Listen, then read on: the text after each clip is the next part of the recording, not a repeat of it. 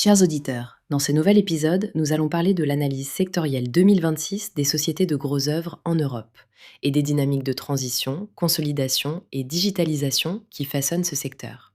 Le marché européen du gros œuvre apparaît selon la note comme polarisé entre un repli du résidentiel et une vigueur soutenue des infrastructures publiques et de la rénovation énergétique, avec une taille estimée à plus de 500 milliards d'euros en 2025 et une croissance moyenne projetée autour de 1,0 à 1,5% par an d'ici 2028.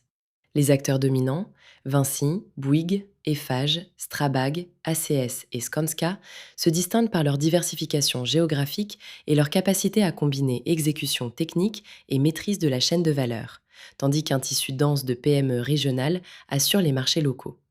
L'hypothèse centrale est que le secteur se repositionne autour d'un duo infrastructure publique, rénovation énergétique, soutenu par les politiques climatiques européennes et la digitalisation des processus, notamment le BIM et l'IA hors site.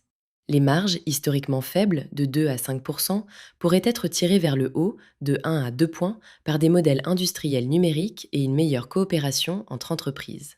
Parmi les scénarios de rupture, le scénario technologique prévoit un impact fortement positif de la digitalisation sur les coûts et la productivité, avec des gagnants essentiellement les acteurs digitalisés et les PME qui sauront s'adapter, et des perdants les structures non automatisées.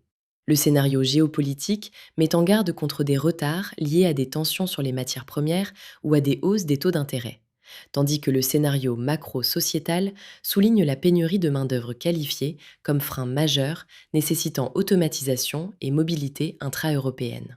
En termes de relais de croissance, l'industrialisation hors site, la rénovation énergétique et les partenariats publics-privés figurent parmi les leviers clés, avec une internationalisation sélective vers les zones à forte commande publique. La consolidation du secteur devrait s'intensifier à partir de 2025, ciblant essentiellement rénovation, préfabrication et digitalisation. Enfin, les axes prioritaires pour les dirigeants passent par la digitalisation opérationnelle, la modernisation des compétences, l'optimisation financière, le déploiement de solutions hors site et une gouvernance ESG et data-driven.